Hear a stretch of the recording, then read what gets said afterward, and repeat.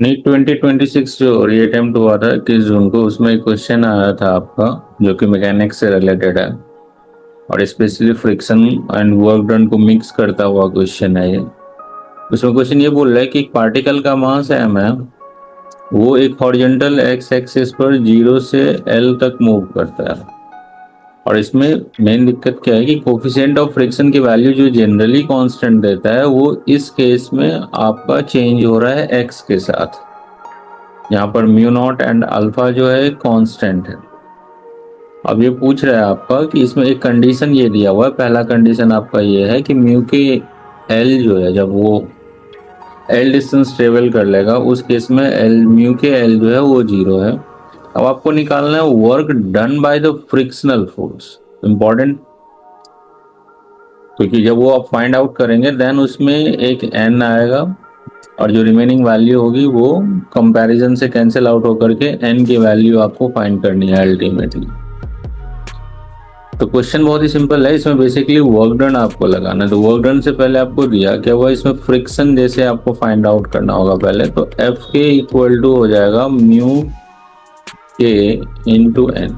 अगर आप फिगर से देखो तो बेसिकली ये है कि अगर ये एक सरफेस है, इस पर ये ब्लॉक रखा हुआ है एंड इसका जो नॉर्मल होगा वो ऊपर की तरफ लगेगा, एम जी जो होगा वो डाउनवर्ड लगेगा,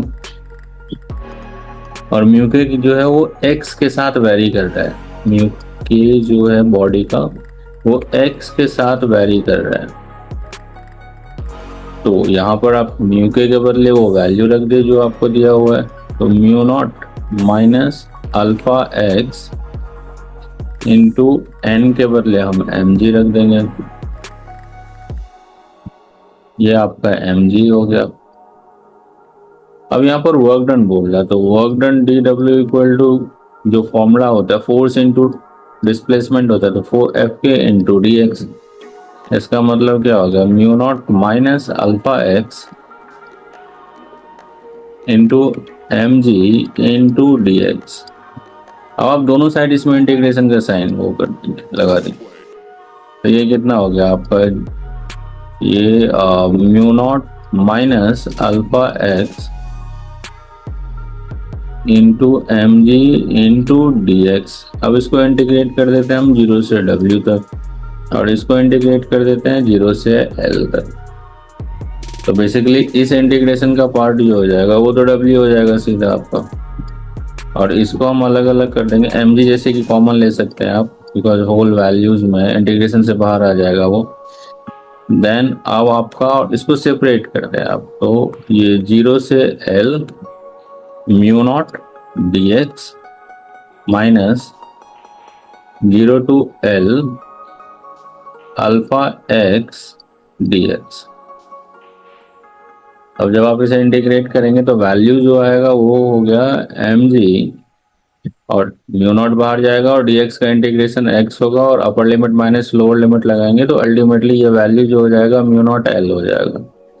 एंड यहाँ पर अगर मैं इंटीग्रेशन लगाऊंगा तो अल्फा बाहर आएगा, x dx का जो इंटीग्रेशन होगा वो x²/2 होगा, और जब मैं लिमिट लगाऊंगा तो अल्टीमेटली ये माइनस अल्फा L²/2 होगा।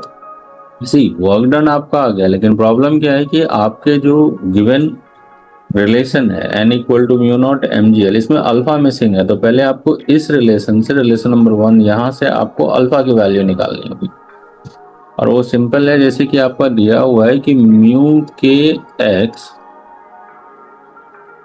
Equal to mu naught minus alpha x.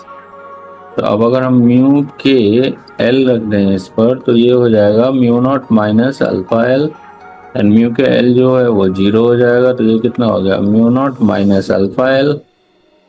So alpha L equal to mu naught, alpha equal to mu naught by L हो जाएगा। तो अब आप इस वैल्यू को यहाँ रख दें, तो ये आपका बन जाएगा mu naught L minus mu naught by L into L²/2, cancel 1L, and ये आपका जो वैल्यू आएगा वो ये आएगा mu naught L minus mu naught L/2, and that is equal to ultimately हो गया M G into mu naught L by two. इसका मतलब इसको हम लिख सकते हैं रीअरेंज करके 1/2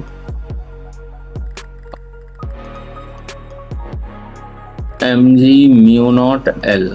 इसको जब हम ऊपर वाले वैल्यू से कंपेयर करते हैं जो कि गिवन है आपका N mu naught M G L, so इससे आपकी वैल्यू आ जाएगी N equal to 1/2।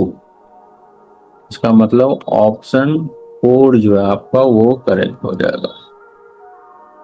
Option 4, because option 4 में 1/2 दिया हुआ है, ये वैल्यू आपका करेक्ट हो जाएगा।